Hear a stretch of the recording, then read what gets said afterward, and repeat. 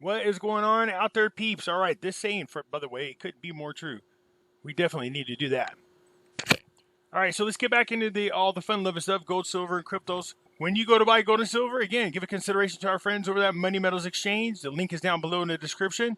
If you're a first-time buyer and you spend more than $100, use promo code Pimpy, P-I-M-P-Y, and you will get a free half ounce of silver. For those of you looking for my address, there it is right here, and I do have all the mail finally got to me from the mailbox, and I will be responding to them. You guys know I have an alternative website, and it's starting to grow pretty good size and subscribers. Anyways, go on over there because this subject here, and there's other ones down here, you guys. But those two right there are big. They're the ones that are watched the most. If you want to get educated on the VAC as well as the Rona, I highly recommend you go to the website. Go support our friends over there at Wall Street Silver. They have a YouTube page as well as a Reddit page. If you want to get fired up about collecting silver, you got to check out the Wall Street Reddit page. The links are down below in the description. Let me show what I'm talking about. Spoke about this before. Come on over to the webpage. Look at this. Yikes, man, what a sexy combo. Nice. 400 ounces right here. And this little baby right here to protect it. Sweet. That's a nice little stack right there. Constitutional silver. That's what I'm talking about. Nice. Now, that's a pretty big slice right there, man, from the comics. 55 ounces. Nice. Now, in my safe, this is how I got it like this. They're in shelves. So I have them all separated just like this. And we're going to talk about safes today. But like I said, this webpage will definitely motivate you. All right? Speaking of safes, been speaking to a lot of people about safes lately. And I said, look, there's all kinds. They're not as expensive as you think. And there's little tiny ones, but you got to worry about people being able to pick it up because this one is about 8 pounds to 80 ounces. But you have the ability to mount it down. But if somebody's really determined, they will find a way to get it. So here's my thing. You know what I love about this safe right here? You can put it in your kitchen and hide it like that behind some drawers. I don't think anybody's going to think about going into the kitchen and looking in there to see if there's a safe there. So this is really slick. You know what I mean? It's a good size safe. And it's not as expensive as you think. Liberty is one of the biggest producers of safe. So go ahead and go to Liberty Safe. And you can see the different kind are in there.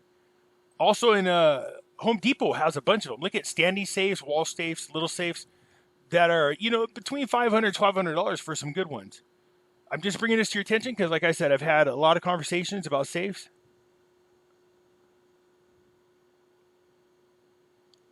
Mine looks a little bit like this. Yes, it's a gun safe. You don't have to have guns in there, but, you should probably consider if you're going to have a lot of gold and silver so that you can protect yourself. But mine looks similar to this and not bad. So I get it. There's some of you are on the budget, so you might think about the littler ones. It's just a thought. Anyways, Danielle from Stansberry had a great interview over here with Dave Morgan talking about my favorite subjects. Again, you guys, there's people warning you out there that this is going to happen. You'll see what I'm talking about. Hi, I'm Daniela Cambone, and welcome back to StansberryInvestor.com. My guest today says that get ready for a new banking crisis, but it's not like one that you may have in mind. Please welcome back to the show, David Morgan of the Morgan Report. David, good to see you. Thanks for joining us from your car. Well, I am parked safe and sound, but Yes. pretty busy schedule, and we wanted to get this out to the public. So thank you. Exactly. You were gracious enough to accept. Here's my thing. Do you understand? Here's my thing. Do you understand that Daniela wanted this interview bad enough, and Dave was busy, that they chose this moment. He's in the car to do this interview because she felt that the message he's about to deliver was that important. Let that sink in. I said, we got to get you on. You said, I'm in my car. I'm like, I'll take it. And yes, for the folks back at home, David is safe, not driving. All right, let's talk business here. You've been very vocal lately about a banking crisis. Now, David, we know you as the silver guru. You don't really, talk outside of, silver a lot. But when you do, we have to pay attention here. I certainly did when you said that we are going to see another banking crisis. But this time it involves bail-ins. Tell us about it. Yeah, well, basically, I do look at the big picture. I consider myself to have a macroeconomic view, and then silver is just a subset. But regardless, the bail-ins really bother me because Bother me after the too. last bailout, there's legislation passed in the Senate and House that it's illegal to do bailouts. See, that's what I love about our politicians. They love us so much that they pass new laws to protect us. No, they don't. So everybody complained a lot about the bailouts. In other words, they use taxpayers' money to make up for the mistakes that these bankers did, and not a single one of them went to damn jail. So to calm us down, they said, look, we're going to make bailouts illegal, but then turn around and do bail-ins, which is just as bad. Which means bail-ins. And that's kind of gnawed at me for some time, Daniela. So I started looking at the very basics, the fundamentals. And one of the main fundamentals is what is money. And of course, there's theories about money. It's commodity money, which, you know, most of your viewers are most familiar with, gold and silver, ancient times, voted by the people. And then there's like legal money, which is money's anything that we say it is, or money's anything that the government edicts or fiats. That's money. And then there's others. But the one that really hasn't got much recognition is the ownership theory of money. And the ownership theory of money resonates with almost everybody that's seen you in Stansberry, which means if you can't touch it, you don't own it. Wow, that sounds familiar, doesn't it? We say that all the time about gold and silver, because we know a lot of you have paper, gold, and silver. Well, if you don't hold it, you don't own it. And we've learned that lesson at the beginning of this year, when the ETFs and these so-called gold and silver pools were exposed for not having the right amount of gold and silver to cover the amount of paper they sold out there. So that really screws a lot of people. It's first come, first serve. Fine, you get in there. And part of them, most likely their rich friends, will get the gold and silver. The rest of you people are ass out. Okay? So people figured that out, and what ended up happening was they started swapping the papers and wanting the physical gold and silver. And I love how the news covered it. People were so confident in the economy that they started selling their gold and silver. No, they didn't. They started swapping it for fake paper fiat for actual physical gold and silver. Very common sense, very logical. But we've never really applied that to the fiat system. That's good. Yeah. So I started thinking about it more and more, and I really kind of had, I wouldn't say an epiphany, but something that really provoked me to ask Greg if we could explore this. And of course, it obviously resonated with you somewhat, because the idea that you have money in the bank, everyone takes for granted, but they don't read the fine print to realize they're an unsecured creditor. I'm talking about the United States now. An unsecured creditor to the bank, and it's really the bank's money. Yeah, so again, because we first said that, it sounded confusing. Most of you guys don't realize this. When you go to deposit your money in the bank, what he's saying is you become a unsecured creditor. Unsecured means there's no collateral. There's no guarantee you're going to get your money back. When you deposit your money in the bank, it's no longer yours. You gave up the right to control that money to the bank. The bank now owns it, and like he said, you become an unsecured creditor. That means the bank has the right to do whatever they want with your money. Get it? Believe it or not. And what that means in a banking crisis, and let's say that there is a bail-in, then they have the right legally to take what you consider to be your money. So there's two thoughts on this. Number one is the ownership theory of money is you take out physical currency from your bank account, and you could do it in any way that's best for you. In other words, you don't have to withdraw your entire bank account in cash, but I would certainly consider owning some cash for a lot of various reasons. Electronic failure, cyber attack, bank closure, terrorist act, who knows? I look more toward electrical problems with the grid, perhaps, or cyber attack is the main two that concern me. And the other part is that I didn't really say to Greg, and that's, if you have a large sum in the bank and you're really just getting acquainted with the precious metals, one of the easiest ways to move money, quote unquote money, is to move it via a check or a wire and take X amount from your account and move it into physical metal. And that's what a lot of savvy people have done over the years that have listened to you on Stansberry. It's like, look, I need some protection. I need some what we call monetary insurance, some wealth protection. And I've got a lot of cash, but I don't have any metals. So that's one way to do it. The other part, again, I'll give it back to you, Danielle, is does it make sense to take some cash out of the bank? And the answer is absolutely after the fact. I mean, once people wake up to the idea that, uh-oh, and just one more comment. It's kind of funny, but it isn't. And that's when we had the 2008 crisis. Guess who was running down to the ATMs? The Wall Streeters. Not the man on the street. The Wall Streeters knew what the heck was going on, scared to death, and worried about an ultimate collapse. So I've spoken about this many times. I say to you guys, if you can, again, I understand that some people can, some people can't.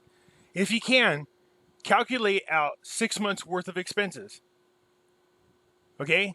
Then add another 10% on top of that. You should move that out of the bank and into your safe as long as you think there's a secure way to hold it. It's just a suggestion. All right? But if a bail-in happens and they take all your money, how are you going to pay your monthly bills? You won't. They'll limit the amount of money you can have. There's no doubt about it. And it's going to hurt a lot of people. So that's what he's talking about. And they were draining the ATMs at the time. So back to you.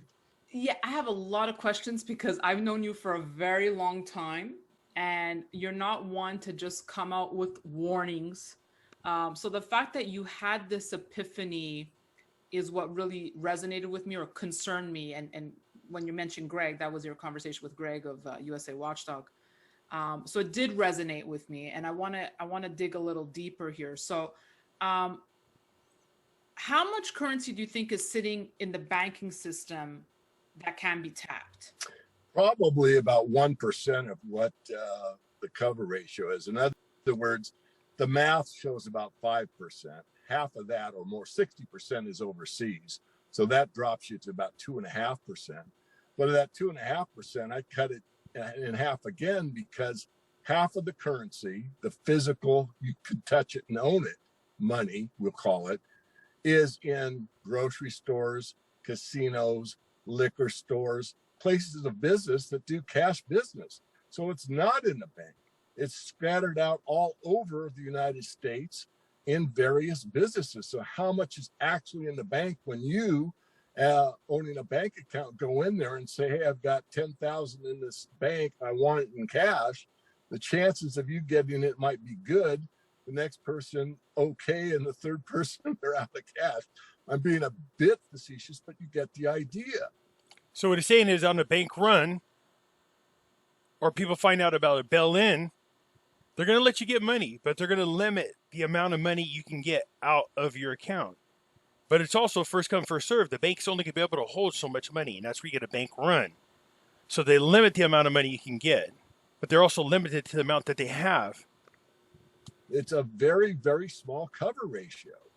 I've been doing this for a very long time. I don't think I've ever seen a trend like this year where I have so many experts coming on, more and more people coming on telling me they're getting completely out of the banking. What's that tell you again? I just want to point this out. I'm not in the banking. Well, let me reword that. You guys know this. My money's all in gold and silver. I keep enough money in the bank to cover my bills every month. That's it. System. So how, what's your exposure now, David, if you don't mind sharing? I know you mentioned you should have cash at home to make sure you can pay rent and whatever your basic expenses, but are you completely out of the system now? I'm not. I have to have an account, the business account, to pay, right, people that work with me. So not completely out, but no, I think. But that's different. All right, if you have a business, obviously you need to keep the amount of money in there to pay your expenses. But that's what I'm trying to say. I know what my monthly expenses are. As soon as I'm ready to pay the bills, I go deposit that amount of money into the bank and then pay the bills the next day. All of them at one time. This way the money's not just sitting in there. So I understand if you have a business, you have normal expenses. But you should, just like anything else, you should know what your approximately what your monthly expenses are and keep the rest protected.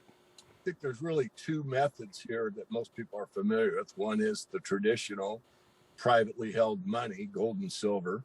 And the other, of course, it's been at the forefront for some time now, and that's the crypto world.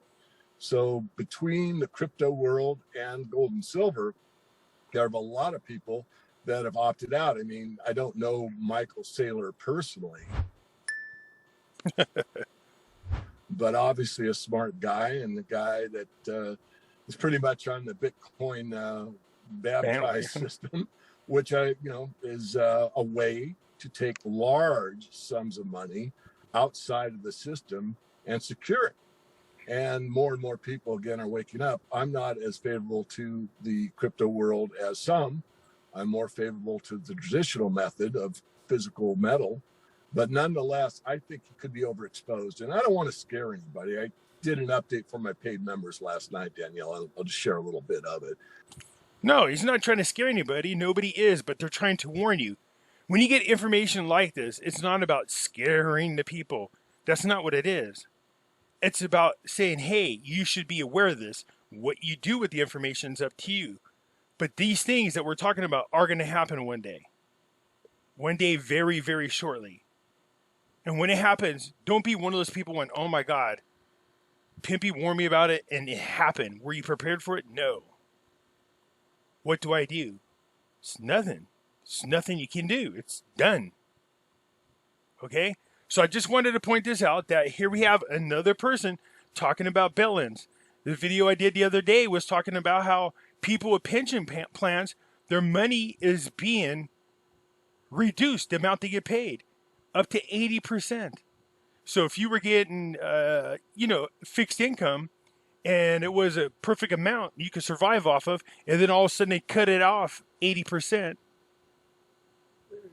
what happens to you? How are you going to live? You need something outside of the system. That's what gold and silver is. I keep bringing up all these examples of why you should protect yourself. I'm hoping you're listening. So when you go to buy your gold and silver, you go to Money Metals. You guys know that. All right? I'm not doing this to scare people. I'm doing this to warn you that these things are out there. The market's getting ready to crash. We have like the biggest idiot in the White House ever. The point is, if you have not figured out already that a lot of the so-called elite have put their money into gold and silver and got the hell out of the banking system for the most part. Like I say, don't watch what they do. I mean, don't listen to what they say. Watch what they do. This is what I'm talking about. You're being warned. Everybody sees the signs on the wall. Something big is about to happen. I don't want to be caught up in it. I want to be outside of the system. Gold and silver is that ticket. All right, you guys, that's it for now, man. If you can, hit the thumbs up button. If you're not a subscriber, please do so, because when you do, it helps out the channel, and I surely do appreciate it. And I'll catch you later. I'm out.